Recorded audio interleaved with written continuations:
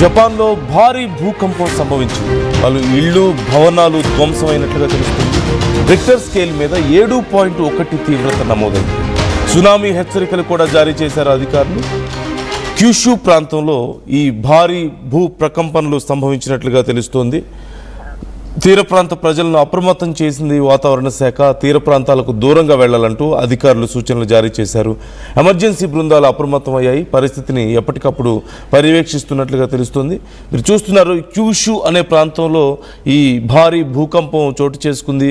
Richter scale మీద తీవ్రత 7.1 నమోదైంది. అంటే భారీ భూకంపంగానే మనం చూడాలి. ఖచ్చితంగా చాలా తీవ్రమైనటువంటి భూకంపంగానే చూడాలి. ఆ భూకంప తీవ్రతకి ఒక్కసారిగా ప్రజలందరూ భయాందోళనతో పరుగులు తీశారు. భారీగా ఆస్తి నష్టం కూడా సంభవించినట్లుగా తెలుస్తుంది. ఒక్కసారి ఆ తీవ్రత ఏ స్థాయిలో ఉందో మీరే చూడండి.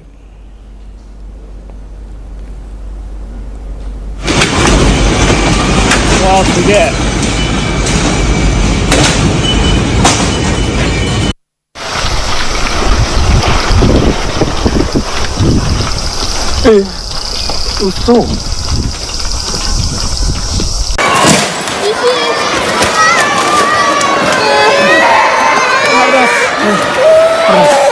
かったよかった。ごめんなさい。しゃがんでしゃがんで。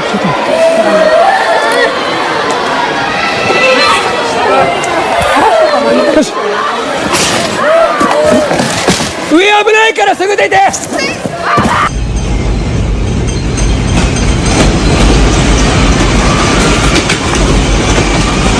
すげえ。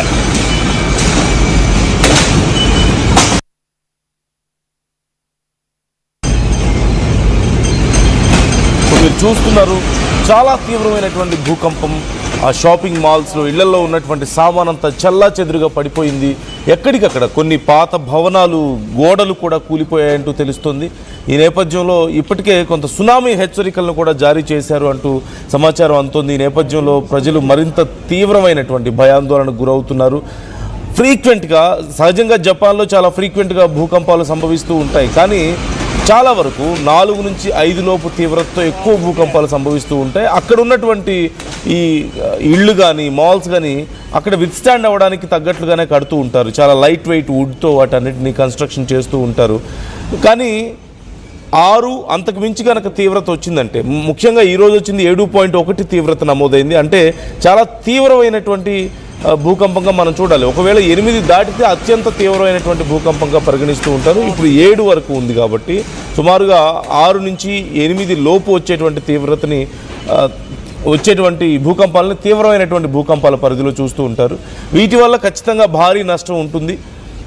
అలాగే కొంత ఆస్తి నష్టం కూడా భారీగా జరిగినట్లుగా తెలుస్తుంది. అయితే ఇప్పటి వరకు ప్రాణ నష్టం ఏమైనా జరిగిందా అనే దానికి సంబంధించి డీటెయిల్స్ రావాల్సి ఉంది. 7.1 తీవ్రతతో నమోదైనట్లు కనిపిస్తుంది. జపాన్ దక్షిణ భాగంలో కుమామోటో ప్రిఫెక్చర్ క్యూషు ప్రాంతం, క్యూషు ప్రాంతంలో ఇది చోటు చేసుకున్నట్లుగా తెలుస్తుంది. జపాన్ షిండో స్కేల్ మీద చూస్తే షిండో 7 అంటూ నమోదైనట్లుగా తెలుస్తుంది.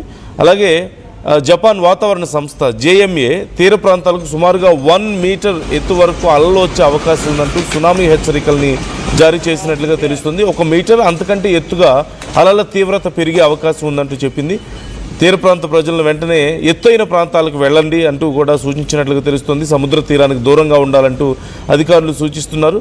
అలాగే ఇప్పటి వరకు అయితే ఆస్తి నష్టం ఏ స్థాయిలో జరిగిందనే డీటెయిల్స్ ఇంకా పూర్తిగా రావాల్సి ఉంది. ప్రాణ నష్టం, ఆస్తి నష్టం అనే దానికి సంబంధించి ఇంకా అంచనా వేస్తున్నట్లుగా తెలుస్తుంది. కొన్ని ప్రాంతాల్లో భవనాలు దెబ్బతిన్నాయంటూ సమాచారం వచ్చింది. అయితే పూర్తి డీటెయిల్స్ ఇంకా రావాల్సి ఉంది. అలాగే సమీపంలోని అణు విద్యుత్ కేంద్రాల్లో ఇప్పటి వరకు అసాధారణ పరిస్థితులు అయితే ఇప్పటి వరకు లేదు, కానీ కొద్దిపాటి ఇంబ్యాలెన్స్ అక్కడ కూడా చోటు చేసుకుంది అంటూ చెప్తున్నారు. దగ్గరలో ఇప్పుడు ఈ ప్రాంతంలో ఎక్కడైతే కుమామోటో ప్రిఫెక్చర్ క్యూషు ప్రాంతం ఉందో ఈ ప్రాంతానికి దగ్గరలో అణు విద్యుత్ కేంద్రం కూడా ఉంది. ఒకవేళ కనుక 8 అంతకంటే భారీ భూకంపం నమోదైతే అక్కడ మరింత నష్టం జరిగే అవకాశం ఉంది అంటూ అధికారులు అంచనా వేస్తున్నట్లుగా తెలుస్తుంది.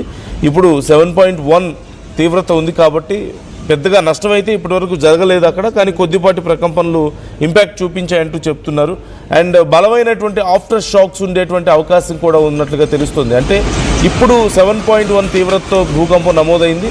ఆఫ్టర్ షాక్స్ అనే మాట మనం వింటూ ఉంటాం భూకంపాలు వచ్చినప్పుడు. ఎందుకంటే ఈ భూ ప్రకంపనలు అనేవి ఒకే రౌండ్లో వచ్చే అవకాశం ఉండదు. కొన్ని సందర్భాల్లో ఇప్పుడు 7.1 తీవ్రతతో వచ్చింది, నెక్స్ట్ మేబీ 5తోనో 6తోనో మళ్ళీ ఆఫ్టర్ షాక్స్ రావడానికి, అంటే మళ్ళీ ఒకసారి చిన్న చిన్న భూకంపాలు కొన్ని సెకండ్ల పాటు కంపించడానికి అవకాశం కనిపిస్తుంది, ఫ్రాక్షన్ ఆఫ్ సెకండ్స్ పాటు.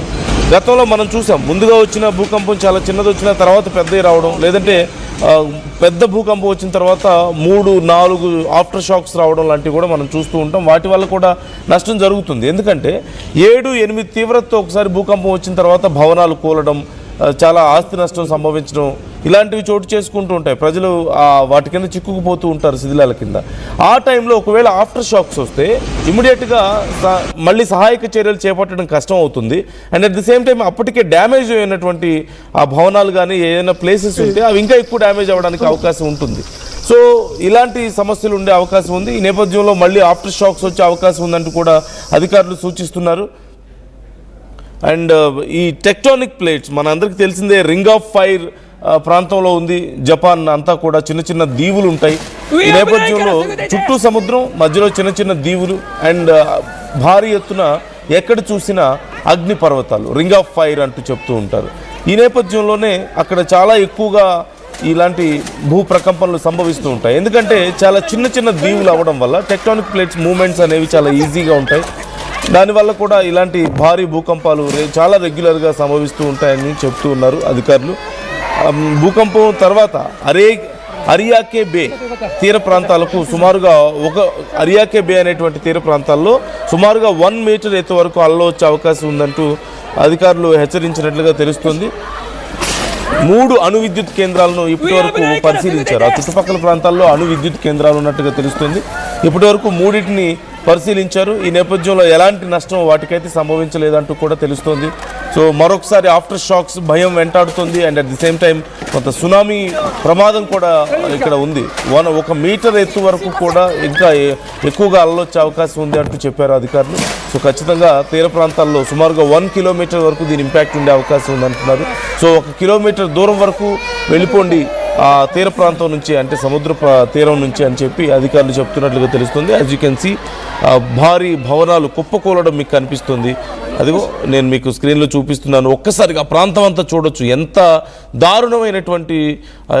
దారుణంగా షేక్ అవుతుందో, ఎంత భయంకరమైన ప్రకంపనలు వస్తున్నాయో. సీసీ కెమెరాల్లో రికార్డ్ అయినటువంటి దృశ్యాలు నేను మీకు చూపిస్తున్నాను. ఆ ప్రాంతం అంతా ఊగిపోవడం మీకు కనిపిస్తుంది. అండ్ అక్కడ కొన్ని ఇళ్ళు కూలిపోవడం, భవనాలు కూలిపోవడం కూడా మీకు కనిపిస్తూ ఉంది. ఈ నేపథ్యంలో మరిన్ని ఆఫ్టర్ షాక్స్కి సంబంధించి ఇప్పుడు భయపడుతున్నారు ప్రజలు. And at the same time tsunami హెచ్చరికలకి కూడా ఇప్పుడు చాలా తీవ్రమైనటువంటి భయాందోళన వ్యక్తం అవుతుంది. అయితే ఆస్తి నష్టం ఏ స్థాయిలో సంభవించింది, ప్రాణ నష్టం ఎంతవరకు జరిగింది అనే డీటెయిల్స్ మరికొద్ది సేపట్లో వచ్చే అవకాశం కనిపిస్తుంది. ఈ అంశానికి సంబంధించి మీ దగ్గర ఏదైనా సమాచారం ఉన్నా, మీకు అభిప్రాయాలు ఉన్నా మాతో షేర్ చేసుకోవచ్చు, కామెంట్ చేయొచ్చు.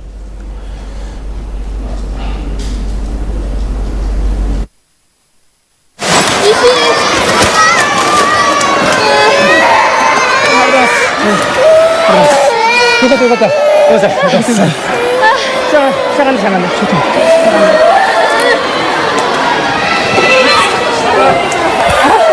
よし。上危ないからすぐ出て。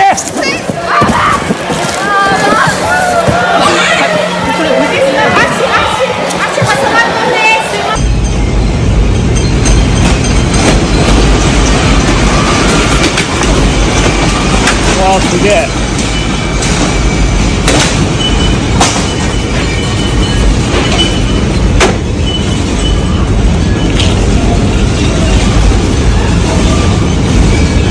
家のパソコン大丈夫かよ。